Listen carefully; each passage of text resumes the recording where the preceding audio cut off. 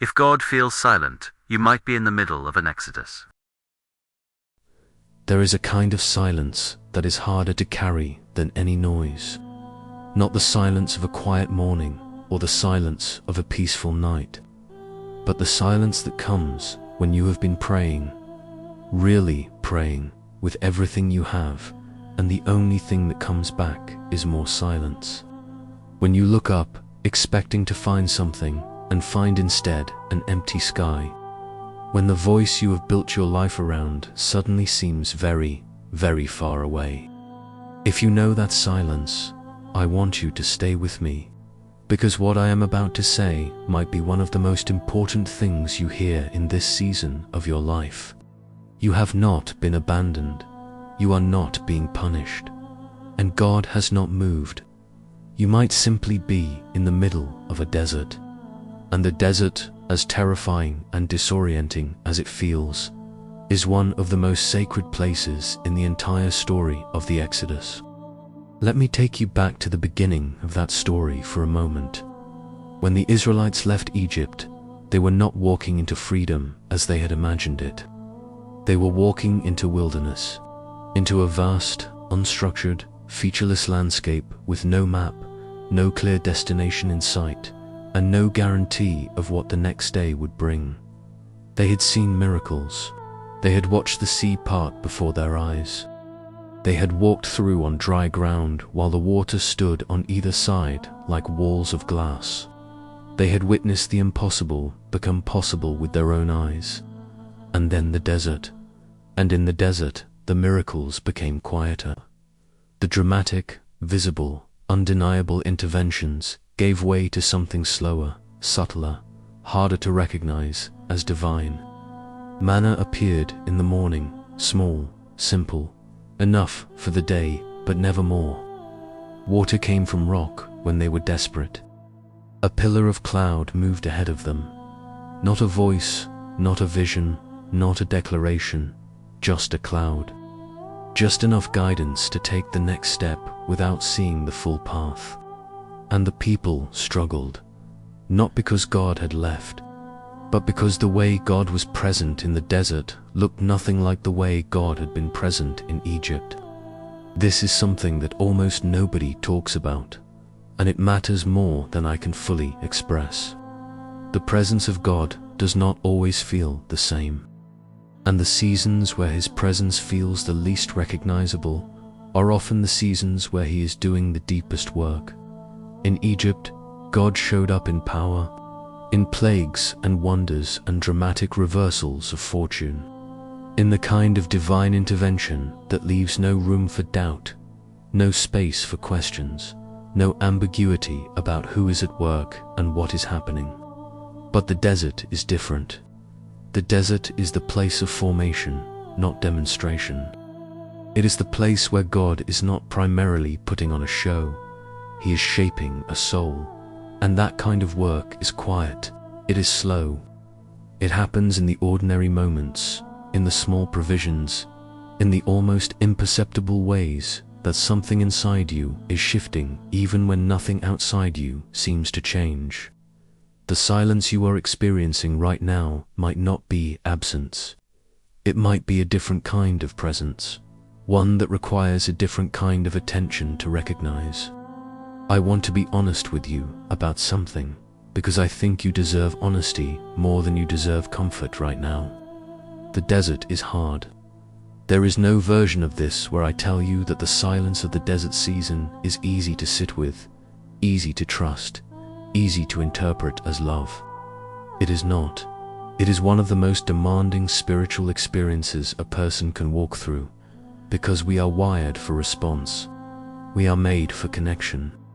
And when the connection we have counted on most goes quiet, when the relationship we have built our entire interior life around seems to stop speaking, something in us panics.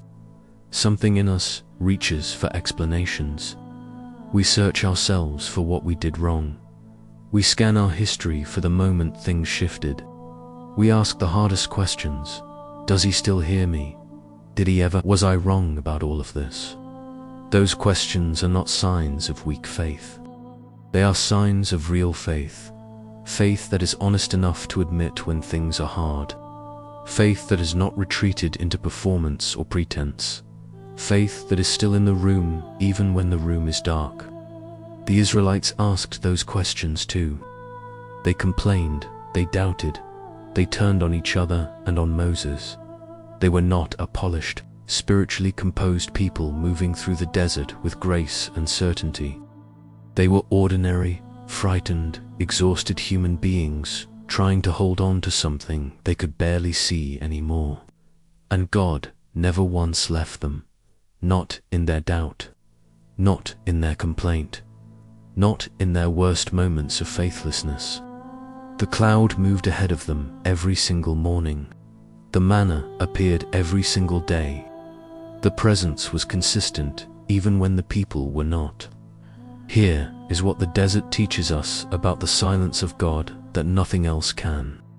Silence is not the same as absence.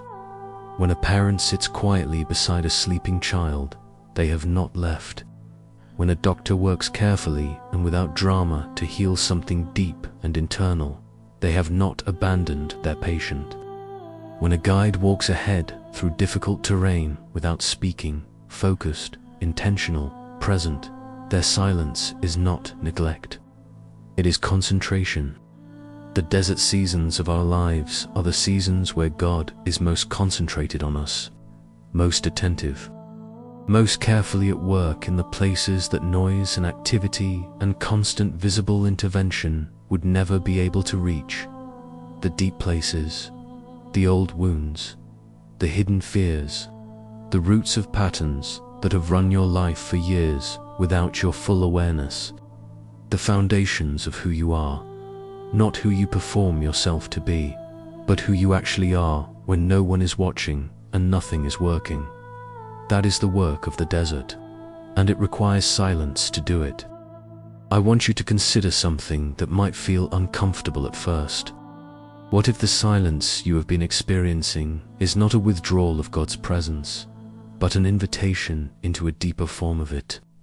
What if the season where God feels furthest away is actually the season where He is closest, working in ways that are too subtle, too interior, too personally tailored to you to be visible from the outside? What if the desert is not where faith goes to die, but where faith goes to grow roots deep enough to survive everything that comes next? The Israelites who entered the promised land were not the same people who left Egypt. They had been changed by the wilderness, formed by the silence, strengthened by the years of walking forward without seeing the destination. The desert had done something in them that the miracles of Egypt never could. It had made their faith their own, not inherited, not performed, not dependent on the next spectacular intervention, just theirs, quiet, deep, unshakable. That is what is available to you in this silence. Not just survival, not just endurance, but a kind of faith that the noise seasons of life simply cannot produce. So if God feels silent today, if you have been praying and waiting and holding on, and the silence keeps answering back, I want to say this to you as gently and as directly as I know how. Keep going. Not because the silence means nothing, but because the silence means something you cannot yet fully see. Keep praying not because your prayers are bouncing off the ceiling, but because prayer in the desert is not primarily about getting answers. It is about staying in the relationship, about refusing to walk away just because the conversation has gone quiet for a season. Keep showing up, keep taking the next step, keep doing the small faithful things that nobody sees and that produce no visible result, because those things are the manna of the desert, small, daily, enough. And hold on to this in the moments when the silence feels like too much to bear. The same God who split the sea is present in the silence. The same love that moved mountains is at work in the stillness. The same faithfulness that never once abandoned a wandering, doubting, frightened people in the wilderness has not abandoned you. You are not alone in this desert. You have never been alone in this desert. The silence is not empty. It is full of a presence that is working in you more carefully, more personally, and more powerfully than any noise ever could. This is your desert season, and the desert has an end. The cloud is still moving ahead of you.